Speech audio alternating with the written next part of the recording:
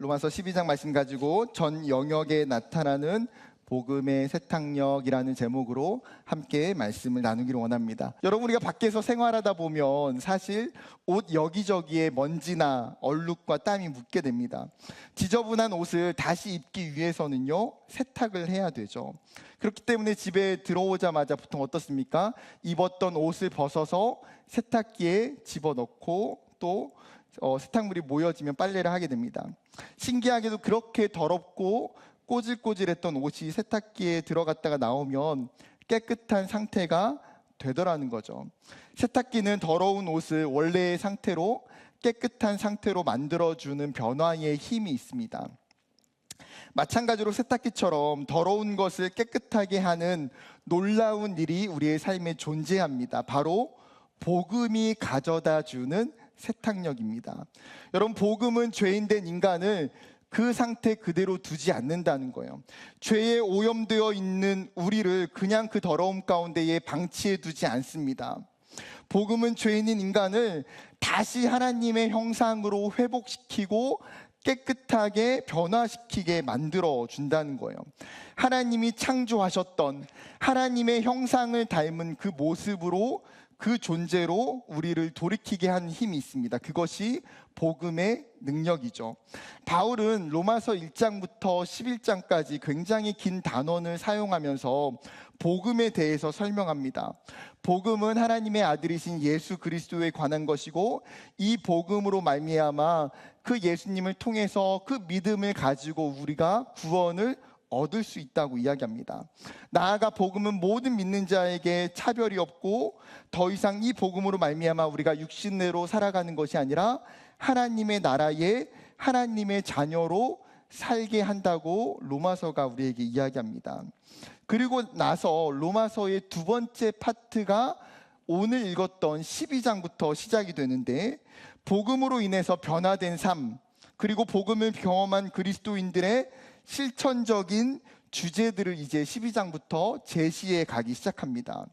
그래서 오늘 본문은 교리에서 실천으로 넘어가는 연결고리가 되는 부분이에요. 그 첫 실천편에서 바울은 이렇게 서두를 시작합니다. 그러므로 형제들아, 내가 너희를 권하노니. 여기서 권한다라고 하는 이 단어는 단순하게 부탁한다라는 의미를 가지고 있는 것이 아닙니다. 이 권면은 하나님의 뜻에 근거하여 교회가 순종해야 될 준엄한 명령을 이야기할 때에 이 단어, 권한다라고 하는 단어를 사용하고 있습니다. 즉, 이 권면은 선택적인 차원이 아니라 필수적인 차원으로 반드시 변화되어야 하고 변화될 수 있다는 거예요. 왜입니까? 이 변화의 근원이 나에게 있는 것이 아니라는 거예요. 나의 노력과 나의 선택에 의해서 변화되는 것이 아니기 때문입니다. 바울은 변화의 근거를 설명하면서 1절에 하나님의 모든 자비하심으로, 즉 하나님의 자비하심이 하나님의 백성들을 변화시킨다고 이야기합니다. 즉 하나님의 사랑과 그분의 긍휼이, 이 자비하심이 우리를 변화시켜 간다는 거예요. 더 놀라운 것은 이 자비하심을 복수형으로 쓰고 있다는 것입니다. 어떤 자비하심을 말하는 것입니까? 죄인인 우리를 의롭게 하시는 하나님의 자비이고요, 그리스도의 통치 안에서 살게 하시는 자비이고요, 십자가의 사랑으로 말미암아 죽을 수밖에 없던 우리를 살리시고 생명으로 건져주셨던 하나님의 자비입니다. 즉 하나님의 놀라운 수많은 자비로우심이 우리의 인생이 변화되는 변화의 근거가 되고, 그 자비하심의 내용을 묶으면 그것을 우리는 무엇이라고 부릅니까? 복음이라고 이야기합니다. 즉 복음 때문에 사람이 변화되는 거예요. 복음이 우리를 결단케 하고 복음이 우리의 삶을 바꿔놓게 만듭니다. 그렇다면 바울은 오늘 어떤 변화를 권면하고 있나요? 오늘 본문에서는 세 가지의 변화를 이야기하는데, 첫 번째는 예배의 변화입니다. 첫 번째, 예배의 변화. 일반적인 예배를 넘어서 삶으로 드려지는 예배, 일상의 예배가 변하기 시작한다는 거예요. 1절 말씀 같이 한번 읽어볼까요? 시작. 그러므로 형제들아, 내가 하나님의 너희 몸을 하나님이 기뻐하시는 거룩한 산 제물로 드리라. 이는 너희가 드릴 영적 예배니라. 킹 제임스 버전과 NIV와 표준 세번역은 영적 예배를 합당한 예배, 올바른 예배라고 번역합니다. 즉 하나님의 백성에게 있어서 가장 빼놓을 수 없는 1순위는 뭐예요? 예배라는 거예요. 예배. 너희가 드려야 되는 것은 예배다. 우리는 하나님께 영광과 찬송을 올려드리기 위한 존재로 창조되었습니다. 그러나 우리가 이 땅을 살아가면서 우리의 창조된 목적을 상실하며 살아갈 때가 많다는 거예요. 하나님의 영광이, 하나님의 모습이 우리의 삶에 나타나지 않은 채로 살아갑니다. 하나님이 우리를 예배를 통해서 빛을 주셨는데 우리의 삶의 자리에서 우리가 예배해야 될 빛이 잃어버리고 살아간다는 거예요. 그러나 복음은 우리의 그 1차원적인 목적인 예배자로서의 부르심을 다시 회복시켜 주는 것이죠. 놀라운 것은 하나님이 원하시는 예배가 더 이상 특별한 시간과 장소에 국한되지 않는다는 거예요. 어떤 특별한 절기나 특별한 장소인 성전에도 국한되지 않습니다. 그 예배는 이제 우리 가운데의 시간과 장소를 초월하여 드려지는 초월적 예배입니다. 나아가 과거의 제사, 과거의 예배는 희생 제물이 필수였어요. 나를 대신할 동물의 생명과 그 동물의 피가 우리의 예배 가운데의 필수적 요소였습니다. 그렇기 때문에 너무나 많은 동물들이 그 제사의 제단 위에 우리를 대신해서 죽어야만 했습니다. 그런데 더 이상 동물의 피나 동물의 육체가 아니라 너희가 드릴 것은 뭐예요? 너희의 몸을 드려야 된다는 거예요. 너희의 몸을. 여기서 몸이라고 하는 것은 단순히 육체를 이야기하는 것이 아니죠. 하나님을 섬기도록 인간에게 부여된 전 존재, 우리의 감정과 우리의 생각과 내면까지 포함된 전체를 의미합니다. 즉 우리의 일상의 전 영역이 오늘 1절에서 이야기하는 너희의 육체, 너희의 몸이에요. 즉 하나님은 우리의 삶 전체를, 우리의 삶의 모든 자리를 예배로 받으시겠다는 거예요. 그렇기 때문에 우리가 드려야 될 것은 죽은 제물이 아니라 산 제물입니다. 복음을 경험한 초대교회 공동체는 십자가의 희생이 가져다 주는 것이 무엇인지 정확히 알았습니다. 그렇기 때문에 그들은 더 이상 어떠한 동물의 제물을 통해서 예배를 드리거나 제사를 드리지 않았습니다. 예수의 죽으심과 부활을 통해서 그들은 더 이상 희생 제물이 필요하지 않다는 것을 깨닫게 되었어요. 그들에게 더 중요한 것이 무엇인지를 하나님이 가르쳐 주셨습니다. 그것은 무엇이었습니까? 자신의 삶을 하나님께 드려야 된다는 거예요. 이제는 자신의 몸을 하나님께 드려야 되고 하나님이 그것을 받으시기를 원하신다는 거죠. 여러분, 사실 몸을 드린다는 것은 인간적인 측면에서 생각하면 동물을 잡는 번거로운 힘든 제사의 일을 하지 않아도 되는 편리함이 분명히 있습니다. 그러나 한편으로 몸을 드린다는 것은 어쩌면 더 방대한 영역에서 주어지는 책임이자 삶의 연속이기 때문에 어쩌면 그것은 훨씬 더 우리에게 어려운 일일 수 있다는 거예요. 그렇다면 어떻게 하면 우리의 몸을 거룩한 산 제물로 드릴 수가 있을까요? 먼저는 복음이 없을 때 우리가 어떻게 살았는지를 생각해 보면 됩니다. 로마서 6장 13절은 이렇게 이야기합니다. 또한 너희 지체를 불의의 무기로 죄에게 내어주지 말고 오직 너희 자신을 죽은 자 가운데서 다시 살아나게 한 자같이 하나님께 드리며 너희 지체를 의의 무기로 하나님께 드리라. 7장 25절은 이렇게 이야기하죠. 우리의 주 예수 그리스도로 말미암아 하나님께 감사하리로다. 그런즉 내 자신이 마음으로는 하나님의 법을, 육신으로는 죄의 법을 섬기노라. 우리가 복음을 경험하기 전에 자신의 몸을 어떻게 했다는 거예요? 불의의 무기로 죄에게 내어놓았다는 거예요. 너무나 쉽게 무의식적으로 죄를 지으며 살았습니다. 죄의 행동 양식을 절제하지 않고 거부하지 않았어요. 마음으로는 하나님을 섬기지만 하나님의 법을 따른다고 하면서도 뒤돌아서면 세상을 따르고 세상의 죄의 법을 섬기기 시작했죠. 하나님의 영을 생각하고 하나님을 따라가기보다 육신을 따라가고 육신을 따라 행동했습니다. 구체적으로 나의 쾌락과 나의 만족과 나의 즐거움을 위해 살았어요. 하나님의 기준과 하나님의 방식보다 세상의 기준과 세상의 방식을 쫓아 살았습니다. 구별과 절제와 순종함이 없이 살았습니다. 하나님이 아닌 나에게 더 중요한 수많은 우상들이 내 삶에 존재했어요. 이웃을 사랑하기보다 이웃을 미워하고 비난하고 공격했던 잘못들이 우리의 삶에 있었습니다. 그렇기 때문에 바울은 로마서에서 마음으로는 하나님의 법을 섬긴다고 하면서도 실제로 삶의 자리에서 내가 죄의 법을 섬겼노라고 고백했던 그 고백이 바울의 고백이기 전에 우리의 고백이고 우리의 삶의 모습이라는 거죠. 그러나 이제는 어떻습니까? 복음은 우리로 하여금 새로운 삶의 질서 속에 우리를 바꿔놓습니다. 복음은 우리에게 과거에 가지고 있었던 모습을 버리도록 이야기합니다.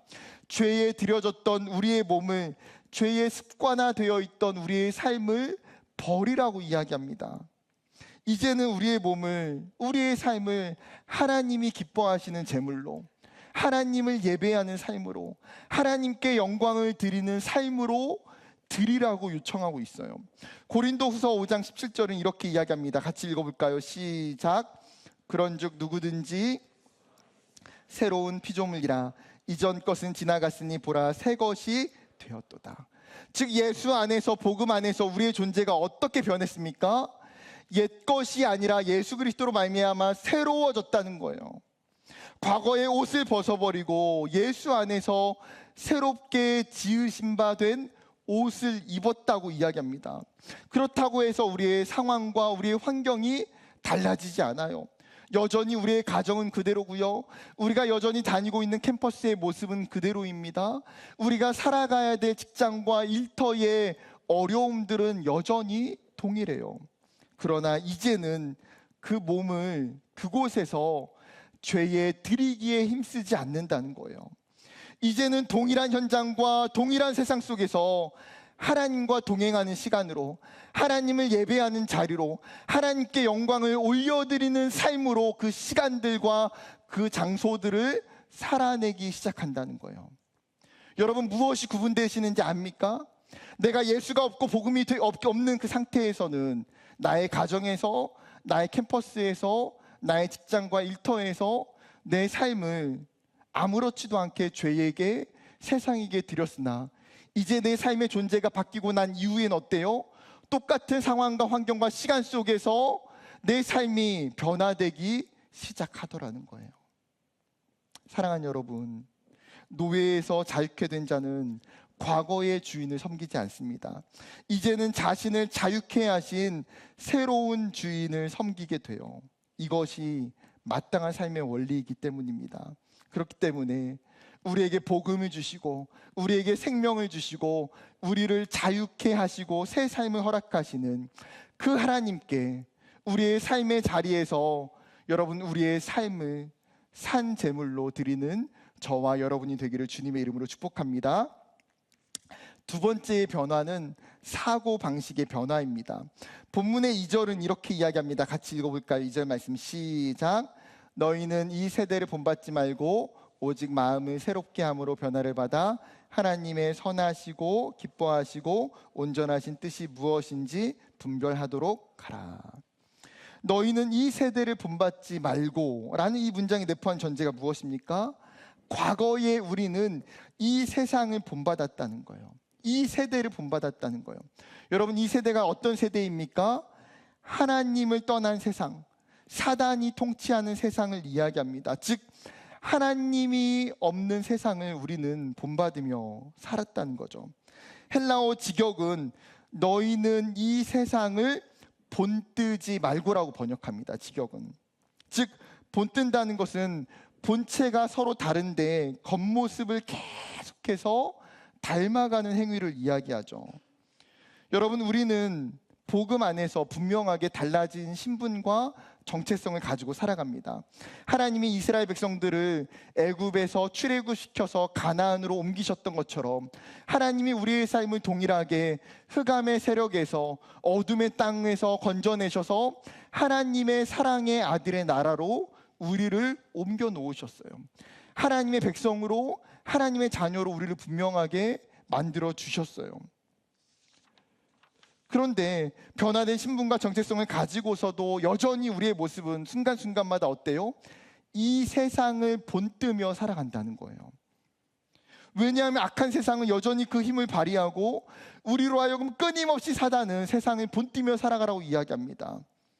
포스트 모더니즘 시대가 내세우는 개인주의와 다양성에 대한 존중, 성공주의를 향한 끝없는 몸부림과 경쟁주의, 자신의 만족과 자신의 행복에 집중하며 한 번뿐인 인생이기 때문에 모든 것이 괜찮다고 이야기하는 무절제한 삶, 물질 만능주의 시대 속에서 돈이 전부이고 그 돈을 쫓아 살아가는 삶, 이러한 세상의 수많은 유혹의 거대한 파도가 우리를 끊임없이 위협하고 있어요.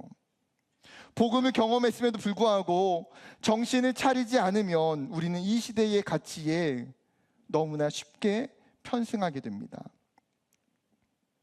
그리고 너무나 쉽게 이 세상에 현혹되고 세상을 본뜨기 시작한다는 거죠. 그렇기 때문에 하나님의 백성에게 두 번째의 이 변화를 강력하게 요청하는 거예요. 2절, 오직 마음을 새롭게 함으로 변화를 받아. 여러분, 여기서 마음이라고 하는 것은 사람의 행동을 이끌어내는 우리의 근원과 우리의 중심을 이야기합니다. 여러분, 우리에게 있는 마음은 영적인 중추와도 같아요. 왜요? 우리의 삶은 그 마음이 이끄는 방향으로 삶의 모습이 흘러가기 때문입니다. 그렇기 때문에 잠언의 지혜자는 이렇게 이야기합니다. 잠언 4장 23절, 모든 지킬 만한 것 중에 더욱 내 마음을 지키라. 생명의 근원이 이에서 남이니라. 여러분, 모든 지킬 것들 중에서 가장 우리에게 중요한 것이 어디에 있다는 거예요? 우리의 마음에 있다는 거예요. 왜요? 그 마음이 우리의 삶을 대표하고 우리의 삶을 이끌어가기 때문에. 여러분, 어느 날 강에서 물놀이를 하려고 보니 너무나 물이 더러운 거예요. 열심히 그 강가에 있는 쓰레기를 치우고 고여있던 더러운 물을 잘 흘러가도록 터주었습니다. 열심히 치우고 제법 깨끗한 물이 흐르는 것처럼 보였어요. 그런데 며칠 지나서 똑같은 장소에 다시 돌아와 보니 여전히 쓰레기가 생겼고 여전히 더러운 물이 고여 있는 거예요. 그 원인을 찾아보니까 강의 상류에 쓰레기가 많이 쌓여 있다는 것이죠. 여러분, 이 강이 깨끗하게 되기 위해서는 무엇을 해야 됩니까? 가장 먼저는 강 상류에 있는, 가장 위쪽에 있는 물이 깨끗하게 흘러갈 수 있도록 만드는 거예요. 여러분, 우리에게 있는 마음은 어떻게 보면 삶의 가장 높은 강의 상류와도 같습니다. 그렇기 때문에 복음을 경험한 사람은 강 상류에서부터 변화가 일어나는 거예요. 새롭게 마음이 갱신되기 시작합니다. 그렇기 때문에 성경은 우리에게 하나님의 선하시고 하나님의 온전하시고 하나님이 기뻐하시는 것이 무엇인지 분별하라고 이야기하는 거예요. 비록 우리가 이 땅에서 세상의 무가치한 생각과 죄의 사고방식 속에 살 수밖에 없지만, 그러나 하나님의 백성은 그리스도를 통한 하나님의 뜻과 하나님의 생각을 분별할 수 있는 특권이 주어졌다는 것이죠. 복음을 받은 자는 이 분별력을 가지고 살아갑니다. 그렇기 때문에 2절에 분별하다라고 하는 헬라어는 시험하다, 조사하다라는 뜻을 가지고 있어요. 지금 사도 바울이 성도들로 하여금 너희의 삶 가운데에 철저한 검증과 조사를 가지고 하나님의 뜻을 파악하며 살라는 거예요. 여러분, 우리는 종종 어떤 것을 선택하고 결정하게 될 때에 너무나 쉽게 세상에 있는 것들을 받아들일 때가 많습니다. 이것이 하나님이 기뻐하시는 일인지, 이것이 선하고 악한 일인지, 이것이 성경의 기준과 가치에 맞는지 깊이 고민하지 않은 채 다수가 선택하는 대로 나의 편리함과 유익함에 따라서 결정하곤 합니다. 문제는 뭐예요? 뒤늦게 분별 없이 했던 선택을 후회하거나 자책하게 된다는 거죠. 바울은 빌립보 성도들에게 이렇게 이야기합니다. 빌립보서 1장 10절, 너희로 지극히 선한 것을 분별하며 또 진실하여 허물 없이 그리스도의 날까지 이루고. 쉬운 성경으로 한 번 더 읽어보겠습니다. 선함과 악함을 분별하여 선한 것을 택할 줄 알게 되어서 그리스도께서 오시는 날에 깨끗하고 흠없는 모습으로 서게 되기를 기도합니다. 지금 사도 바울은 복음을 경험한 성도들이 지금 어떻게 살아야 되는지를 간절하게 권면하고 기도해요. 그들은 하나님이 주시는 그 지혜와 사랑으로 선과 악을 분별하고 선택할 수 있게 되기를, 이 영적인 분별력을 가지고 예수님께서 다시 오시는 그날까지 흠없이 거룩한 백성으로 서게 되기를 간구하고 있어요. 유혹의 세상에서, 미혹하는 세상에서 이길 수 있는 힘은 분별력입니다. 그리고 이 분별력을 우리는 키워가야 돼요. 그렇다면 어떻게 하면 이 분별력을 키울 수 있을까요? 두 가지 방법을 잠깐 이야기하면, 첫 번째는요, 그리스도의 영 성령이 내 안에 내주하시는 것입니다. 로마서 8장 6절과 9절 말씀이 이렇게 이야기합니다. 육신의 생각은 사망이요 영의 생각은 생명과 평안이니라. 육신의 생각은 하나님과 원수가 되나니 이는 하나님의 법에 굴복하지 아니할 뿐 아니라 할 수도 없음이라. 육신에 있는 자들은 하나님을 기쁘시게 할 수 없느니라. 만일 너희 속에 하나님의 영이 거하시면 너희가 육신에 있지 아니하고 영에 있나니 누구든지 그리스도의 영이 없으면 그리스도의 사람이 아니라. 여러분, 육신의 생각과 세상의 가치를 따르는 삶의 결과는 뭐라고요? 사망이라는 거예요. 여러분, 결국은 우리가 세상을 따라가면 그 마지막은 어디에 도달하게 됩니까? 죽음의 사망에 도달하게 된다는 거예요. 그러나 사망을 이기는 능력이 하나님이 우리에게 주시는 그 영, 하나님의 성령을 통해서 그 성령이 우리 가운데 거하시면 우리가 육신에 벗어지고 하나님과 원수되는 일에서 끊어지게 된다는 거죠. 사랑하는 청년 여러분, 진리의 영이신 성령이 우리로 하여금 하나님의 뜻을 알게 하고 죄를 깨닫게 하고 우리의 삶이 하나님이 기뻐하시는 선한 방향으로 가게 하는, 도와주시는 분이신 줄 믿습니다. 그렇기 때문에 복음 안에서 거하는 성도들 가운데에 여러분의 삶에 그 성령의 내주하심과 인도하심을 경험하기를 간절히 소망합니다. 두 번째 구체적인 방법은 말씀을 분별의 기준점으로 삼아야 됩니다. 사도 바울이 자신이 사랑하는 디모데에게 이렇게 이야기하죠. 디모데후서 3장 15절부터 17절입니다. 또 어려서부터 성경을 알았나니 성경은 능히 너로 하여금 그리스도 예수 안에 있는 믿음으로 말미암아 구원에 이르는 지혜가 있게 하느니라. 모든 성경은 하나님의 감동으로 된 것으로 교훈과 책망과 바르게 함과 의로 교육하기에 유익하니 이는 하나님의 사람으로 온전하게 하며 모든 선한 일을 행할 능력을 갖추게 하려 함이라. 아멘. 여러분, 말씀이 어떤 힘이 있다고요?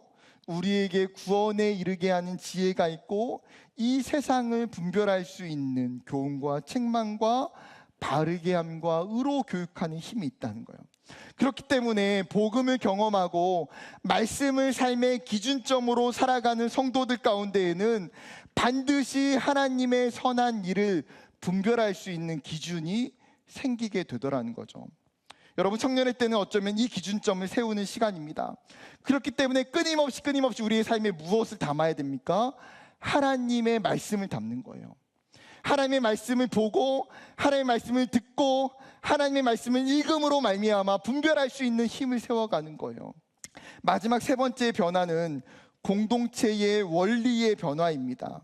삶의 예배가 변하고 사고 방식의 변화가 일어나기 시작하면서 이제는 그 다음에 중요한 변화가 있어요. 그것은 바로 공동체의 원리가, 공동체의 삶이 변하기 시작하더라는 거예요. 여러분, 삶이 변화되기 시작하지만 여전히 우리의 삶이 아니라 다른 사람과의 관계 속에서 자신의 우월성을 자랑하고 교만하게 되면 우리의 삶은요, 평안이 없고 참된 기쁨을 누릴 수가 없어요. 바울이 편지를 받았던 로마 교회는 사실 이 문제를 가지고 있었어요. 관계적인 문제, 공동체의 문제. 몇몇 성도들이 자신들이 받았던 그 은사를 가지고 자신의 우월성을 자랑하기 시작하죠. 당연히 공동체는 어떻게 됩니까? 상처와 분열이 생기기 시작해요. 함께 지어져 가야 될 공동체가 갈라지고 무너지게 되는 거죠.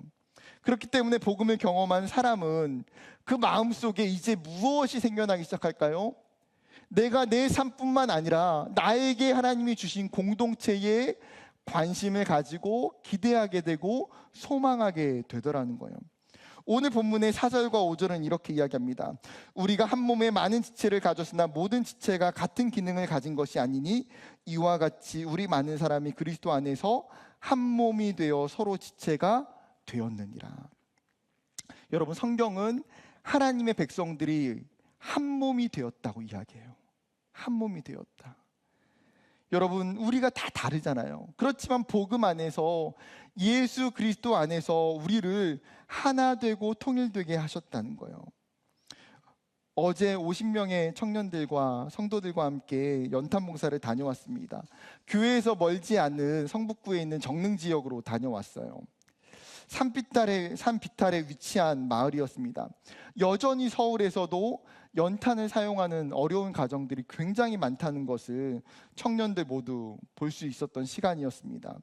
청년들과 성도들이 후원해 주신 귀한 헌금을 가지고 연탄 1200개를 구입해서 배달을 했습니다. 제법 계단도 많고요. 배달하는 곳이 거리도 멀었는데 정말 많은 청년들이 한 몸으로 섬겨준 덕분에 2시간의 사역을 잘 마칠 수가 있었습니다. 여러분, 만약에 이 사역이 소수의 사람이 이 일을 감당한다면 어떨까요? 그 재정도 그 사역도 감당하기에 벅차고 힘든 일이에요. 그러나 우리가 하나님이 주신 공동체 안에서 함께 마음을 모으고 물질을 모으고 우리의 시간과 육체를 함께 사용해서 이 사역들을 감당하기 때문에 뭐예요? 하나님이 우리를 통해서 이러한 사역들을 통해 한 몸 되게 하시는 것들을 경험할 수 있다는 거예요. 한 걸음 더 나아가서 성경은 우리 공동체 안에 한 몸인 것과 동시에 또한 다양성이 있음을 이야기합니다. 6절과 7절과 8절을 보게 되면 하나님이 우리에게 각양 다양한 은사를 주셨다고 이야기해요. 어떤 이는 예언, 어떤 이는 섬기는 일, 어떤 이는 가르치는 일, 혹은 위로와 구제와 다스림과 긍휼을 베푸는 은사를 주셨어요. 이처럼 하나님은 한 공동체 안에서 각자에게 알맞는 은사를 주셔서 공동체를 섬기게 하십니다. 여러분, 이러한 은사는 은사적인 우월성을 가지고 있지 않아요. 어떤 은사가 더 중요하고 귀하게 쓰임 받지 않아요. 어떤 직분이 다른 직분보다 더 귀하거나 중요하지 않아요. 왜요? 한 몸의 다양한 지체가 함께 있기 때문에 한 몸일 수가 있는 것이기 때문이에요. 여러분, 하나님 우리에게 주신 은사와 달란트는 자신을 유익하게 하는 것이 아니라 오히려 무엇입니까? 공동체와 타인을 유익하게 하는 도구라고 성경이 이야기해요. 그렇기 때문에 서로의 은사를 가지고 기쁘게 섬길 수가 있는 것이죠. 여러분, 복음은 우리를 이 하나님 나라 안에서 공동체로 하여금 하나됨과 다양성과 통일성을 경험하고 누리며 살게 합니다. 여러분의 삶은 어떻습니까? 여러분의 교회 공동체 안에서, 여러분의 학교나 여러분의 직장 안에서 하나님이 여러분에게 주신 그 공동체 가운데에 여러분이 가지고 있는 공동체의 삶의 원리가 변화되어져 가고 있습니까? 교회를 생각하면 간혹 공동체와 거리두기를 하는 청년들이 있습니다.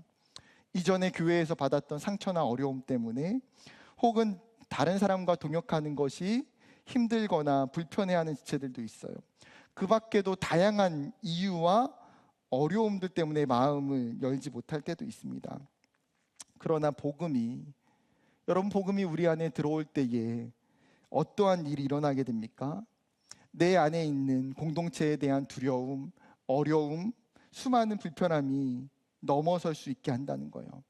그리고 우리 안에 있는 공동체의 원리가 내 삶 가운데에 변화되기 시작합니다. 간혹 청년들을 신방하면서 저에게 이렇게 이야기합니다. 목사님, 저는 공동체에 있는 사람들이랑 함께하는 게 어려워요. 저는 아직 셀 모임이나 부서 모임은 그냥 천천히 시간이 걸려서 오랜 시간 그렇게 들어갈게요. 그런데 복음이 들어가고 은혜가 부어지기 시작하니까 본인 스스로 공동체 안에서 열심을 내서 참석하기 시작해요. 사람들과 함께 이런저런 사역에 동참하기 시작합니다. 어느새 자발적으로 수많은 사역과 섬김의 자리에 신청하는 모습을 보게 돼요. 제가 그때마다 굉장히 깜짝깜짝 놀래고 감동을 받게 됩니다. 여러분, 어떻게 이것이 가능할까요? 복음이 그 사람 안에서 공동체의 원리를 변화시켜 가기 때문이에요.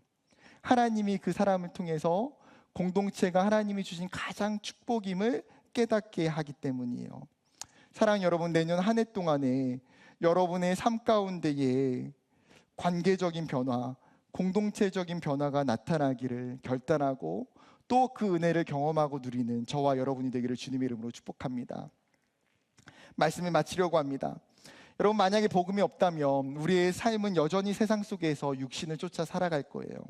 나아가 여전히 죽음의 길을 향해서 걸어가고 있을 것입니다. 그러나 복음은 우리의 신분과 우리의 정체성을 변화시킬 뿐만 아니라 뭐예요?